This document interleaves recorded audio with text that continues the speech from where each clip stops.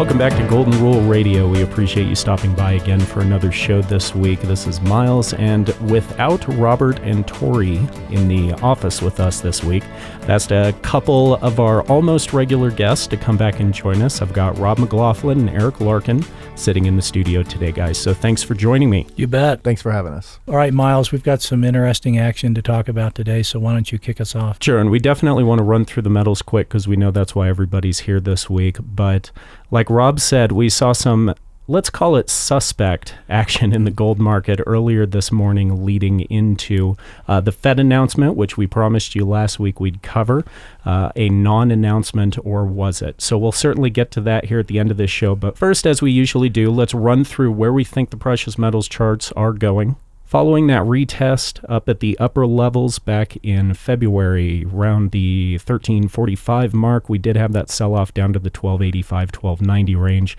And Rob, you and I have actually been talking about this for the last couple weeks. Are we going higher? Are we going lower?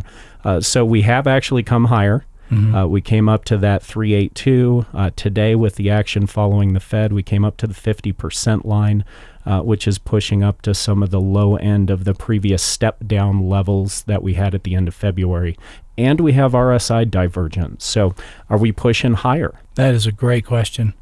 Sentiment is overwhelmingly negative, and I think that's what some of the suspect action was this morning, playing to that sentiment, driving it down. $1 billion worth of paper gold hit the market, and we did see a $5 drop, which is all about $1 billion can buy anymore, trying to push it down, and it looked like it could go lower. Sure, and the following action on the dollar, when they chose not to do anything with interest rates, when I think looking at the Dow and looking at some of the other markets, there was a sentiment that maybe they would consider decreasing rates again, as opposed to the history we've had the last few years. So this has certainly had an effect on the gold price today, especially, and the other metals as well. When we get to the dollar, we'll see a nice correlation between the action in gold and the action in the dollar and the other markets like the equities. Looking quickly at silver, I pointed out a potential head and shoulders pattern last week that we could be building. I could just be seeing faces in the clouds at this point,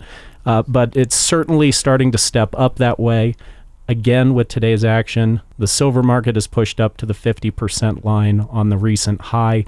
So if it continues up, we could have a third retest of that previous high that we've seen twice already this year, and then we'll see where the action goes from there. But silver, Tori talks about it every week. Eric, and I know you were in here last week chatting about how the ratios play into this, not just here at McIlvaney's ICA, but ratios in all of these commodities. So where are we looking in the silver markets? What's the ratio we're targeting? What are some of the conversations we're having with clients right now? Miles, really what we're looking for in the silver market is for silver to start outpacing gold. And if we can get some real steam behind the metals market and gold starts to move up, as we know, silver will outpace that very quickly. Well, we're looking at a slowdown in the transports, and I don't know if we have a chart for that, but the transports are showing us that the economy does appear to be slowing. Unless the transports can recover, speaking from the standpoint of being a gold bug like I am, I think that gold will continue to be range bound until something can kick it loose or someone decides that it's going higher. And I think we may have seen that indication this afternoon. Maybe one day does not make a trend, but I believe that the white metals are going to languish for a while yet.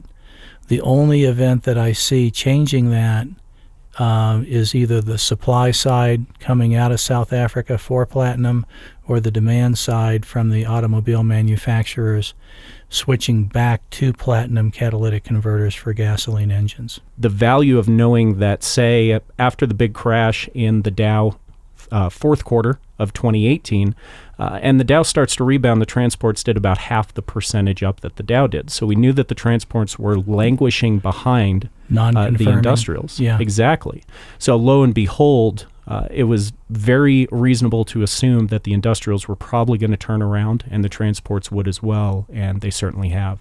So there is that industrial component to the white metals that you don't necessarily see with gold. And what ends up happening is in any bull market, you've got your staging phase, your mania phase, and then finally your The culmination. Yeah, the blow off. Yeah. Generally, when you hit that mania phase, that's when the general public gets involved.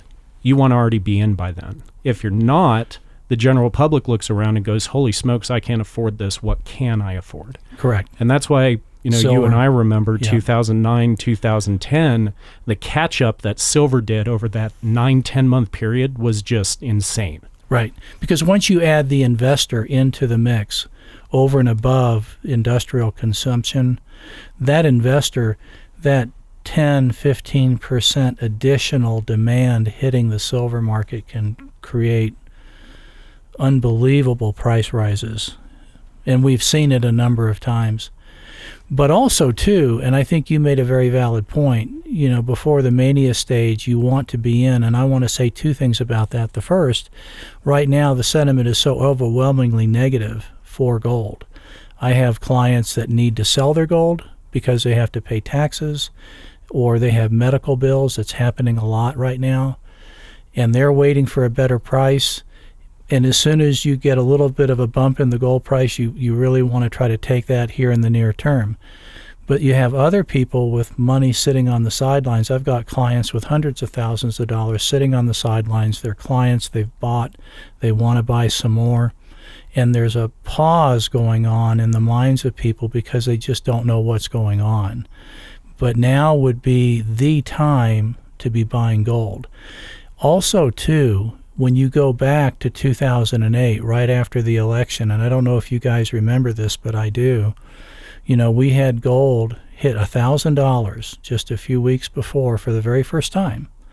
And then it fell down with the stock and bond markets down into the 750 range.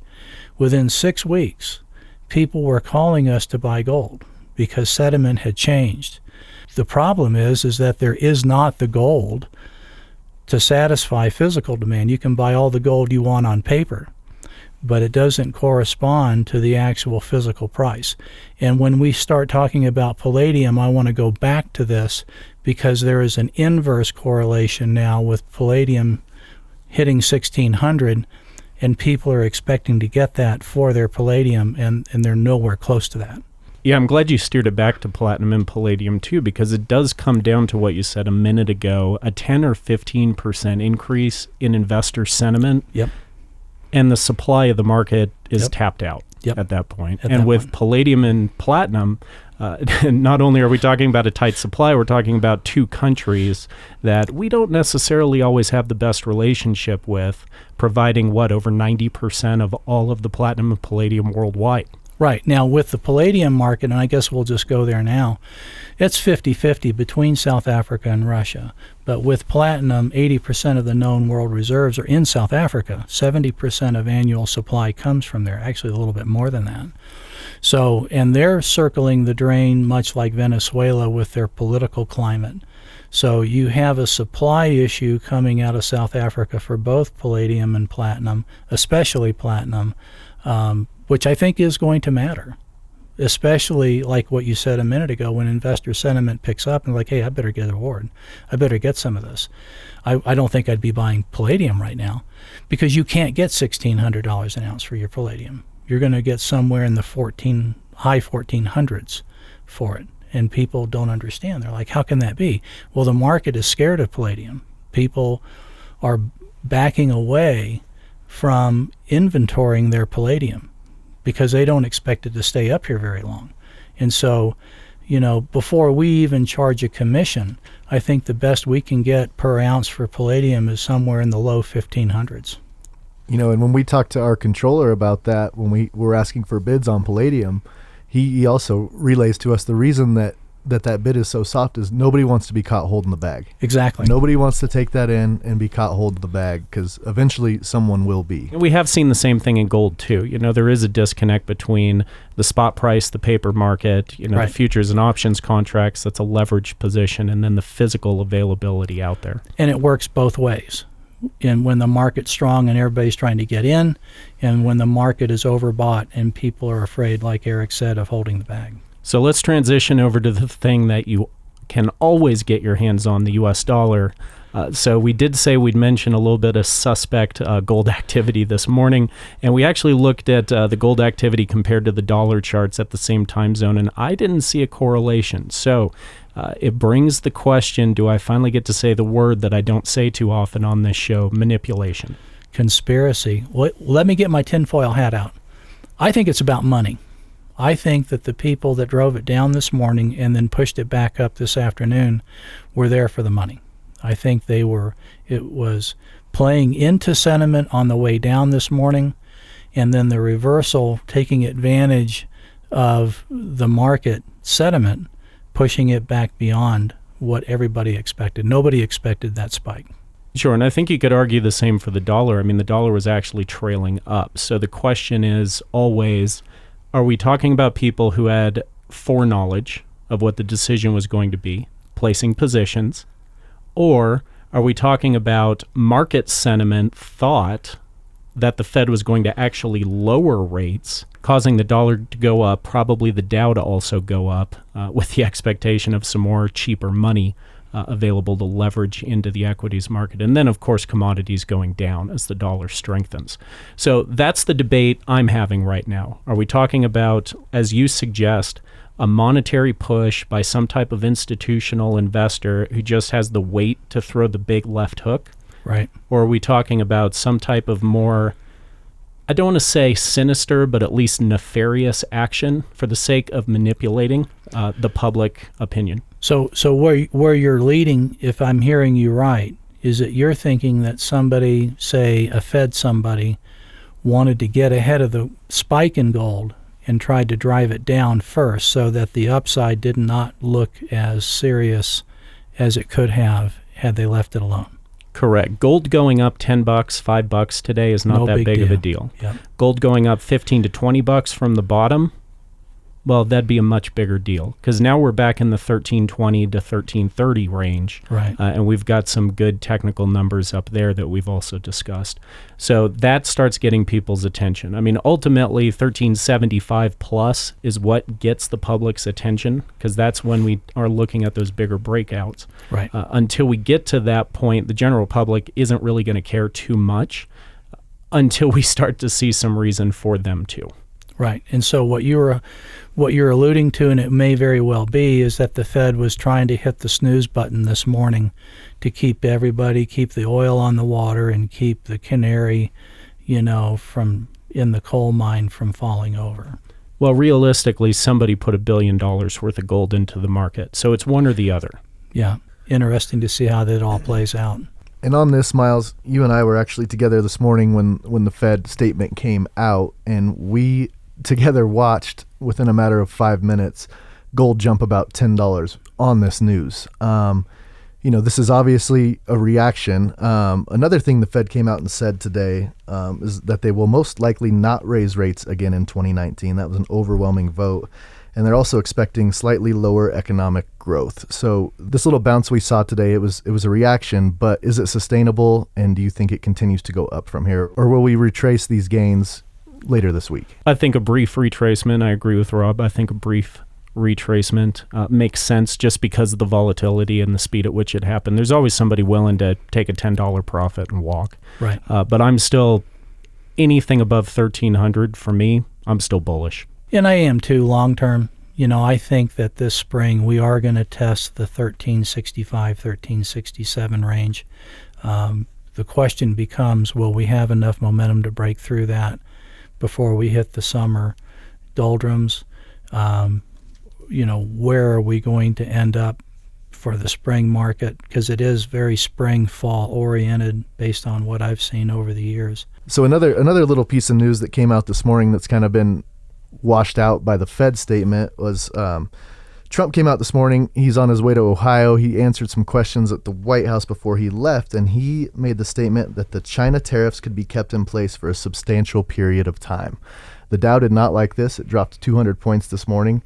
It recouped it when the Fed came out and didn't change rates, but I think it still finished down today. But Miles, at what point, all we've seen the past month or so is positive outlook for this China trade deal. And I think that's priced into the markets. But at what point does the negative effect impact the price of gold? China's effect on gold is, I think, a lot bigger than most Americans would realize. I mean, we're talking about the, number one producer and number one consumer of gold worldwide. So they make more than anybody. They don't sell hardly any of theirs, and then they buy everybody else's. So this could be, unfortunately, good for gold. Unfortunately, in that we could be looking at another stint of competitive devaluations between currencies and between producing nations, which the U.S. is trying to be again, and China has been for decades now. So, this could be like a beggar thy neighbor issue, where the general public starts suffering from the competitive devaluations. But our gold could go up in price due to that. Well, and it's, maybe some of the goods in Walmart that are imported from China would be a little cheaper. I mean, if you look at flat screen TVs, they just continue to fall in price.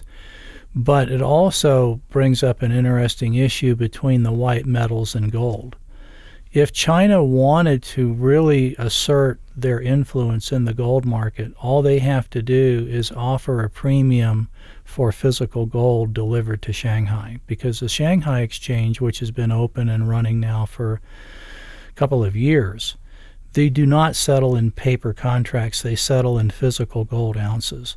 So if we have gold parked at 13 and the Shanghai exchange said, we will pay you 1,500 instead of the 1,300 that New York will, you just have to deliver it to Shanghai, we could actually see a giant sucking sound coming out of China for gold that people would be falling all over themselves to sell at $1,500 an ounce. And they could strip what is left here, because so much of the gold that has been sold is being boxed up and shipped east from America back to China, who is sitting on hundreds of billions of dollars of liquid U.S. currency, and they're a ready buyer.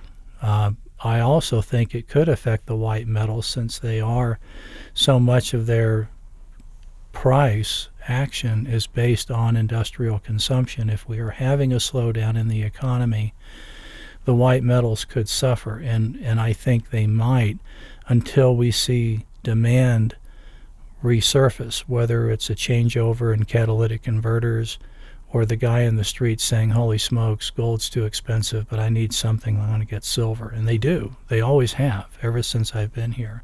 That is the go-to when people are ready to go. Finally, silver is the best alternative for the smaller investor.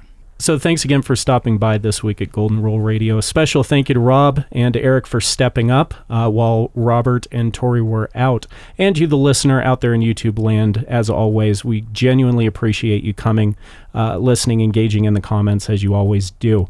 If you have any other questions, you can always head on over to our website, McIlvaney.com. Stop by Twitter at ICA Gold, Facebook, McIlvaney Financial, or give us a call anytime at 1-800-525-9556. Appreciate you listening. Have a great week. Next time.